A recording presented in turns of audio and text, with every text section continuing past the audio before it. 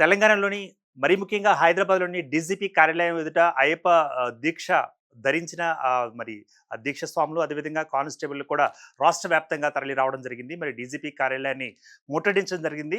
So, ఒకసారి మనం వెనక్కి చూసుకున్నట్లయితే నవంబర్ 20న మరి డీసీపీ కార్యాలయానికి సంబంధించి సౌత్ ఈస్ట్ జోన్‌కి సంబంధించిన డీసీపీ కార్యాలయం ఒక జీవోని ఒక నిబంధనని మనకి బయటికి రిలీజ్ చేయడం జరిగింది. దాని ప్రకారం సో, డ్యూటీలో ఉన్న ఎవరైనా సరే అయ్యప్ప స్వామి మాల వేసుకోకూడదంటూ డ్రెస్ కోడ్ పాటించాల్సిందనంటూ కూడా భీష్మించిన దానికి సంబంధించిన జీవోని బయటికి తీసుకురావడం జరిగింది. ఆ నియమ నిబంధనల ప్రకారమే ఇప్పుడు మరి రాష్ట్ర వ్యాప్తంగా మరి పోలీసులు ఎవరైతే ఉన్నారో పోలీసులు కూడా అయ్యప్ప స్వామి దీక్ష వేసుకున్న ఈ క్రమంలో మరి వారందరూ కూడా దాన్ని వ్యతిరేకిస్తూ దాన్ని నిరసిస్తూ కూడా రాష్ట్ర డీజీపీ కార్యాలయాన్ని వాళ్ళు ముట్టడించడం జరిగింది.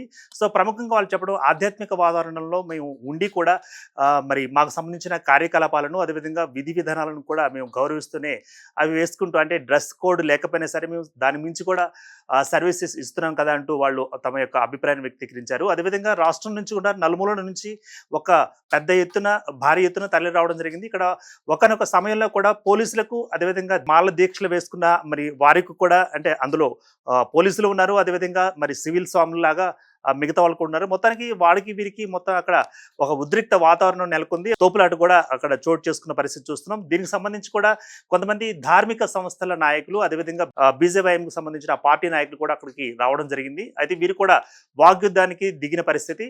సో పోలీసు అధికారులకు మరి ఎందుకని ఈ విధంగా మీరు నియమ నిబంధనలు పెట్టారు, డ్రెస్ కోడ్ ఎందుకు వేసుకోవాలంటూ ఈ క్రమంలో అడుగుతుండగా ఇంకొక విషయం కూడా ఇక్కడ మనం గుర్తు చేసుకోవాలి. ఎవరైతే డ్రెస్ కోడ్ ఉపయోగించకుండా అయ్యప్ప స్వామికి సంబంధించిన దీక్ష వేసుకొని ఆ వస్త్రధారణలో వస్తారో వారందరికీ కూడా మెమోలు ఇవ్వడం ఇక్కడ మనం ప్రత్యేకంగా చెప్పుకోవాలి. సో మాకు మెమోలు ఎందుకు ఇచ్చారు అంటూ కూడా వాళ్ళు తమ యొక్క నిరసన వ్యక్తం చేశారు. మరి గతంలో కూడా మనం చూసినట్లయితే 2022, 2024లో కూడా మరి 2022లో మంచిర్యాలకు సంబంధించిన మందమర్రి సింగరేణి హై స్కూల్లో తేజ అనే ఒక విద్యార్థి కూడా రోజువారీగా పాఠశాలకు రావడం, సో అయ్యప్ప స్వామి దీక్షని దానికి సంబంధించిన వస్త్రాలను ధరించడం, అదేవిధంగా మరి లోపల రాగానే కూడా మరి అక్కడ ఉండే హెడ్ మాస్టర్ కానీ లేదా ప్రిన్సిపల్ కానీ వారిని అక్కడ ఆపడం, సో అభ్యంతరం వ్యక్తం చేయడం మనం చూసాం. అదేవిధంగా 2024లో కూడా చూసినట్టయితే అయ్యప్ప మాల వేసుకున్నందుకు మరొక విద్యార్థిని కూడా క్లాసుకి అనుమతించిన పరిస్థితిని చూసాం. పాఠశాలల్లోనే లేదా స్కూల్లోనే ఉండే ఈ యొక్క నిబంధనలు ఏవైతే ఉన్నాయో ఇప్పుడు రాష్ట్ర పోలీసు శాఖలో కూడా మరి రావడం జరిగింది. నవంబర్ 20న ఇచ్చిన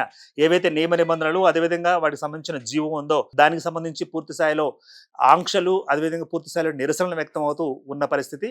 సో ఆధ్యాత్మిక వాతావరణంలో తమ యొక్క పనులు తాము చేసుకుంటూనే విధులు నిర్వర్తిస్తూనే మరి ఇక్కడికి వచ్చిన పరిస్థితిని మీరు ఎందుకని ఇట్లా ఇస్తున్నారు. మరీ ముఖ్యంగా సర్వీస్ రిజిస్టర్ ఎవరికైతే ప్రతి ఉద్యోగికి సర్వీస్ రిజిస్టర్ ఉంటుందో సర్వీస్ రిజిస్టర్లో ఒక మెమో జారీ చేశారంటే ఆ మెమో జారీ చేస్తున్న విషయాన్ని మరి అతను ఉద్యోగం నుంచి దిగిపోయేంత వరకు కూడా ఒక రిమార్క్ అంటూ ఉంటుంది. అటువంటి రిమార్కులు వచ్చేలాగా మరి కేవలం అయ్యప్ప స్వామి వస్త్రధారణ వేసుకున్నందుకు మాకు మెమోలు ఎందుకు జారీ చేశారంటూ కూడా ఉన్న పరిస్థితి.